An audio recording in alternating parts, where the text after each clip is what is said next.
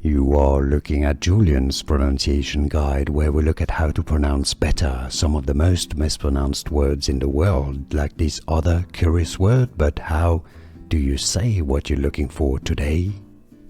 Let's learn once and for all how to pronounce this name correctly. If you want to learn more confusing pronunciations, medical terms, I've got more videos for you. Stay tuned. Plethysmography, for registering the variations in size of an organ, limb or part. Plethysmography. Stress on the mo syllable. How to pronounce in English. Plethysmography. Here are more videos on how to pronounce more confusing words and names too many mispronounced. Like this video if you found it useful. I appreciate your support. I'll see you soon and thanks for watching.